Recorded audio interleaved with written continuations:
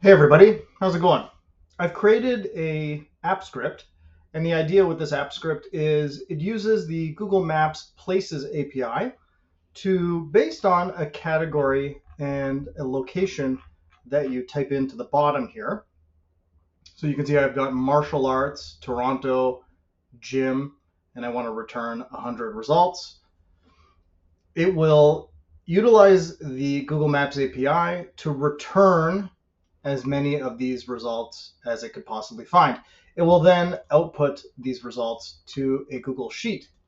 Now let's run it. I'll show you how it works. Okay, run.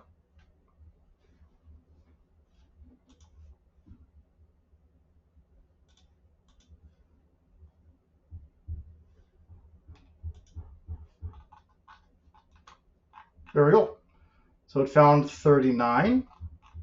It's giving me a phone number, a rating, an address, and a business name. So this is super useful.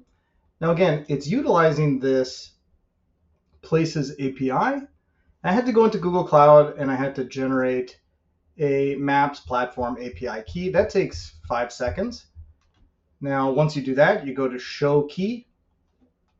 And then in your script, I'll provide a link to the script in my GitHub, but all you got to do is copy and paste it in the app section of Google Sheets. At the top, that's where you'll place your API key. So you'll do something like this. Go to Sheets. Okay. Go to, let's see, how do you do it? Oh yeah, extensions. Go to App Script.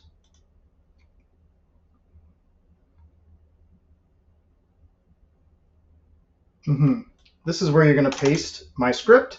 At the top, put your API key. Then you've got to modify the bottom based on the data that you want to pull from Google Maps. Martial arts, Toronto, gym. It could be New York. It could be swimming lessons or something like that, or even restaurants. And just think of anything you would use Google Maps for.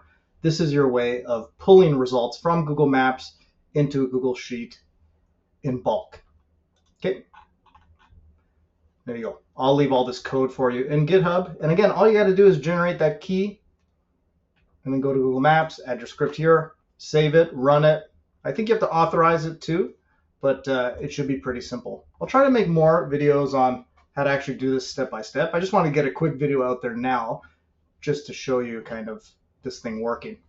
And I'm honestly relieved that it actually does work.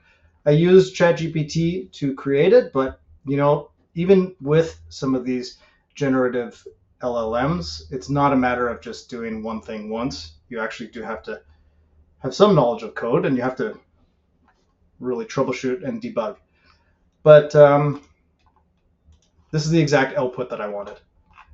Okay, hopefully this is helpful to you, and let me know what you think. Bye-bye.